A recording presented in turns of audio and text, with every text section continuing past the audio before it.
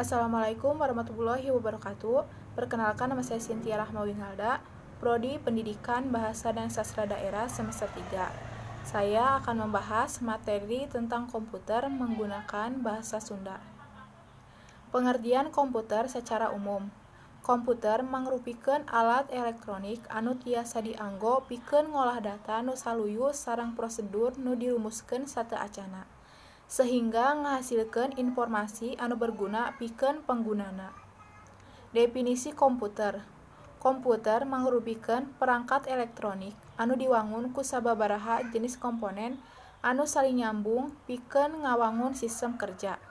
Sistem dina komputer tiasa ngalaksanakeun secara otomatis, dumasar kana program anu dipesen supados tiasa ngahasilkeun informasi dumasar kana data sareng program anu aya.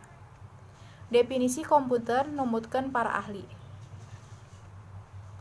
Numutkeun Robert H. Blaismer nyatakeun yen komputer mangrupa suatu alat elektronik anu mampu ngalakukeun sababaraha pancen nyaeta narima input, ngaproses input sesuai jeung programna, nyimpen parentah-parentah jeung hasil tina ngolah, jeung nyadiakeun output tina bentuk informasi.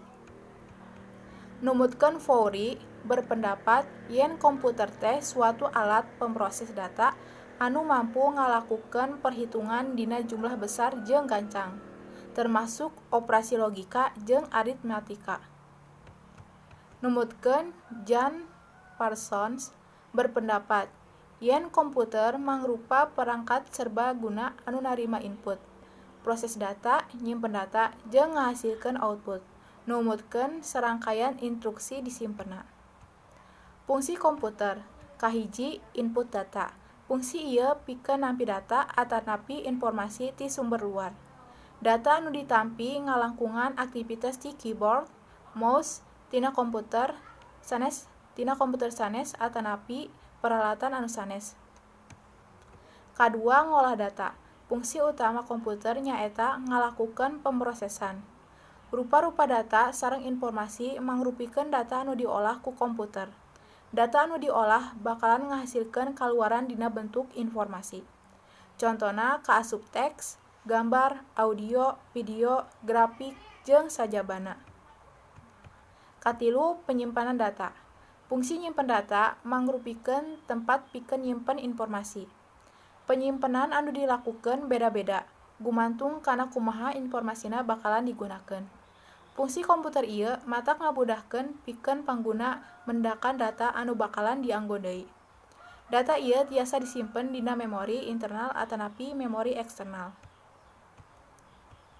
Kaopat, output.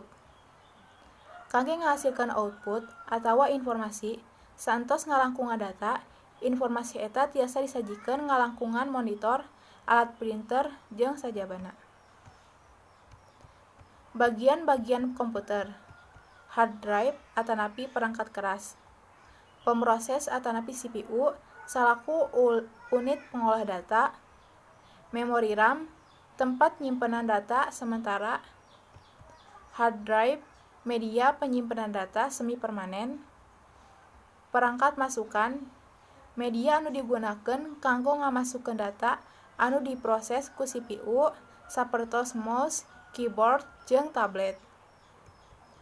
Perangkat kaluaran media anu digunakeun pikeun nampilkeun hasil kaluaran pemrosesan CPU sapertos monitor, speaker, headset, jeung printer. Fungsina salaku media mere masukan data atanapi eksekutor, salaku pengolah data, jeung salaku penampil input tina sebuah proses. Sekian pembahasan dari saya. Ditutup wabillahi taufiq wal hidayah. Wassalamualaikum warahmatullahi wabarakatuh.